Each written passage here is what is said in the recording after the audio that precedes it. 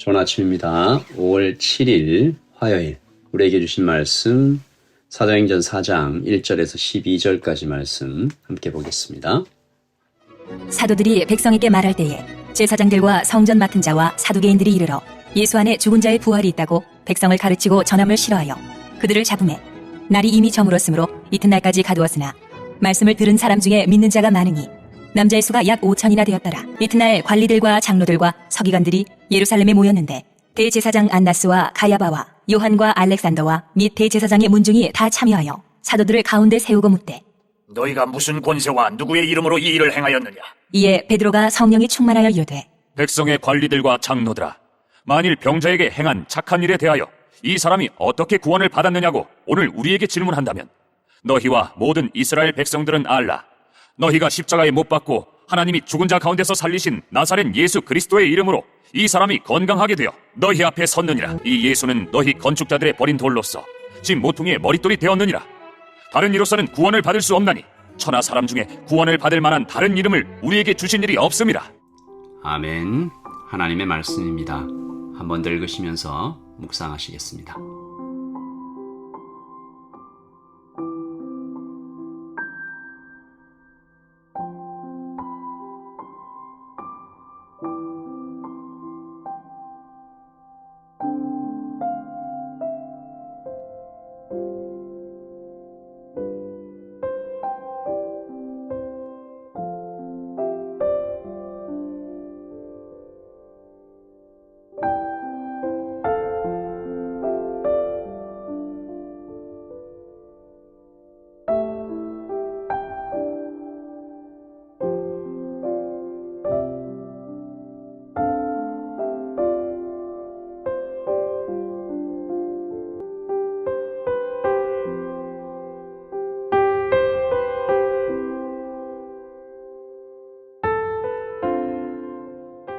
이 복음서에서 사도행전으로 이 이야기가 넘어올 때 이 사도행전의 초반부에는 이 베드로에게 모든 포커스가 이렇게 라이팅 되고 있는 굉장히 베드로가 주목받는 그런 이야기들로 계속 진행이 되죠. 이 베드로 사도께서 이 업다운이 아주 심한 사람이지 않았습니까? 예수님의 사랑을 많이 받았고 무리를 걷는 기적을 경험했고 가이사라 빌립보에서는 예수님께 큰 칭찬을 받았잖아요. 주는 그리스도시요 살아계신 하나님의 아들입니다 라는 이 어마어마한 고백을 하므로 큰 칭찬을 받기도 했다가 그러다가 곧 주님께 사단아 물러가라 라는 책망을 듣고 결국 예수님을 3번 부인한 배반의 아이콘으로 나타나기도 했습니다. 하지만 사도행전으로 넘어오면서 이 베드로를 보면요. 사도행전 2장과 3장에 각각 다른 베드로의 설교가 기록되어 있는데 내용도 대단하지만 설교 나타난 열매가 정말 엄청납니다. 2장에서는 3,000명, 오늘 4장에서는 5,000명이 듣고 믿게 되었다. 4절이죠. 말씀을 들은 사람 중에 믿는 자가 많으니 남자의 수가 약 5,000이나 되었더라. 이 성전 아름다운 문 앞에서 구걸하던 중풍병자를 은과 금은 내게 없으니 내게 있는 것으로 내게 준다. 일어나라. 이 놀라운 기적 그리고 이어진 설교로 5,000명이나 되는 사람이 주님께로 회심하는. 그러니까 베드로는 이제 명실공히 능력의 사도로 나타나고 있는 것이죠. 베드로가 이렇게 변화된 이유가 무엇일까요? 어째서 복음서의 마지막에는 배신의 자리까지 내려갔던 사람이 이렇게 놀라운 사역자로 나타날 수 있었을까? 물론 3,000명과 5,000명이 회심이 베드로가 한 것이 아니죠. 성령께서 일하신 것이죠. 오순절 마가의 다락방에 임하셨던 성령 하나님께서 베드로의 입술을 사용하신 것입니다. 하지만 그것뿐일까? 하나님은 누구라도 사용하실 수 있지만 아무나 사용하시지는 않잖아요. 그렇다면 베드로에게서 우리가 발견할 수 있는 특별함은 무엇일까? 베드로를 높이자는 이야기가 아닙니다. 베드로 이야기를 통해서 우리가 발견하는 패턴을 통해서 우리도 이렇게 좀 믿으면 좋겠다. 교훈을 얻자는 이야기죠. 한마디로 베드로의 변화의 가장 핵심적인 것은 베드로의 죽음입니다. 베드로가 한 번 죽었죠. 예수님을 3번 부인하던 날 인간 베드로가 죽습니다.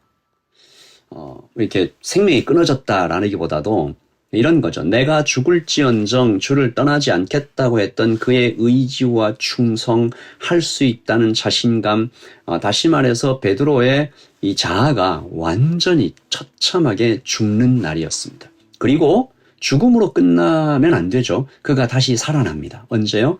낙향하여 고기 잡던 어느 날 밤에 그 바닷가를 찾아오신 예수님을 만나서 내가 나를 사랑하느냐 3번 질문받고 네 사랑합니다 3번 대답하던 날 그가 다시 살죠.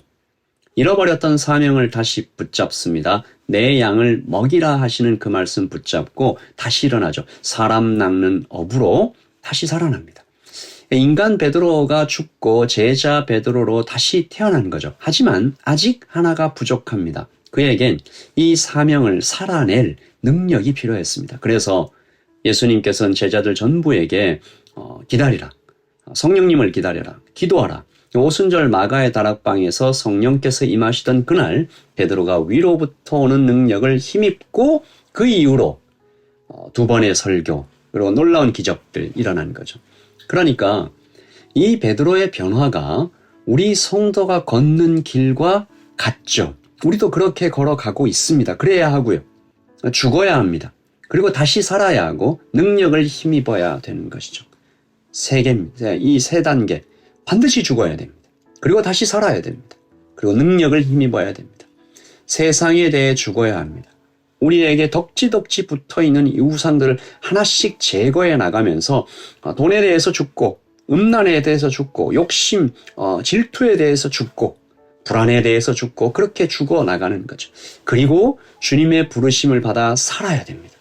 베드로가 들었던 내 양을 먹이라는 그 음성을 우리도 들어야 되는 것이죠. 그러나 죽고 다시 살아났다고 해서 그걸로 무엇을 할 수 있는 것은 아니니 내 힘으로 할 수 없다는 고백을 다시 한번 주님께 드리면서 주님 앞에 오래 머물러 성령님의 능력을 힘입어야 되는 것이죠. 우리가 그렇게 오늘도 내가 죽었는지 자아를 부인하고 십자가를 지고 죽고 다시 살았는지 성령님의 능력을 힘입었는지 점검해야 하겠습니다. 참 놀라운 것은 이 베드로의 삶이 돌고 돌아서 정말 주님의 예언대로 되었다는 사실을 발견하게 되는 건데요. 마태복음 16장 16절 내가 이 반석 위에 내 교회를 세우리라는 주님의 말씀. 이 반석은 베드로의 헬라식 이름이죠. 페트라. 다시 말해서 예수님은 이렇게 말씀하신 것이지 않습니까? 반석아, 내가 이 반석 위에 내 교회를 세울 것이다. 물론 이것의 영적인 핵심적인 의미는 베드로 같은 신앙 고백을 하는 사람들, 주는 그리스도시요 살아계신 하나님의 아들입니다라는 고백을 하는 사람들 그 고백 위에 주님의 교회를 세우신다는 그 해석으로 읽어야 하지만 동시에 베드로가 이 최초의 교회를 설립하는 데 막대한 역할을 할 것이라는 주님의 예언도 동시에 포함되어 있는 것이죠. 그리고 말씀대로 되었습니다. 베드로의 2번의 설교를 통해 8,000명의 회심자를 열매로 얻고 첫 번째 교회, 예루살렘 교회는 그렇게 세워진 것이죠. 남자의 숫자만 카운팅한 것이니까 예루살렘 교회는 단번에 수만 명의 교회로 세워진 것입니다. 놀라운 하나님의 섭리죠. 하나님의 말씀은 반드시 이루어진다. 우리는 그것을 발견하게 되는 것입니다. 이제 베드로는 죽음을 초월한 사람으로 걸어가고 있습니다. 사람들이 윽박질러도 담대하죠. 6절에서 7절 대제사장 안나스와 이 무리들이 다 불러서 너희가 무슨 권세와 누구의 이름으로 이 일을 행하였느냐 옛날에는 벌벌 떨었던 그 질문 앞에 베드로가 성령이 충만하여 이렇게 얘기하는 거죠. 10절 너희와 모든 이스라엘 백성들은 알라 너희가 십자가에 못 박고 하나님이 죽은 자 가운데서 살리신 나사렛 예수 그리스도의 이름으로 이 사람이 건강하게 되어 우리 앞에 섰느니라. 예수님의 이름을 이야기한다는 것은 죽음을 각오한다라는 것이죠. 베드로는 이제 때를 얻든지 못 얻든지 복음을 전하고 있습니다. 오늘 이 아침에 나는 죽었나? 그리고 제자로 다시 태어났나? 그리고 능력을 힘입었나? 가장 고귀한 일, 복음을 전하는 일에 우리의 모든 시간과 마음과 재물과 우리의 존재 전체를 드리고 있는가? 정말 사모되는 말씀이죠. 가슴이 뜨거워지는 사건입니다. 주님, 우리를 베드로처럼 성령의 불로 태우소서, 이렇게 기도하게 되는 이 아침입니다. 우리 기도하겠습니다. 하나님, 베드로의 이 설교, 이 예수는 너희 건축자들의 버린 돌로서 집 모퉁이의 머릿돌이 되었느니라.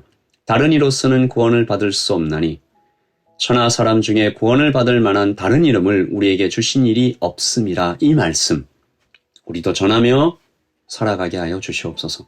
나의 만족과 나의 평화와 나의 기쁨을 외부의 조건 그 어떤 것에 두지 않게 하시고, 상황이 변하고 형편이 변하고 사람이 떠나가고 또 모이고 재정적인 어떤 형편들, 건강의 상태들 아무 상관없이 주님, 내가 오늘 죽었는지, 그리고 다시 살았는지, 그리고 성령님의 그 능력을 힘입었는지, 이거 세 가지 확인하면서 복음 전하는 길로 걸어갈 수 있도록 주님 인도하여 주시옵소서.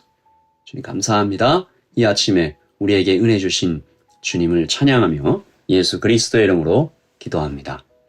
아멘.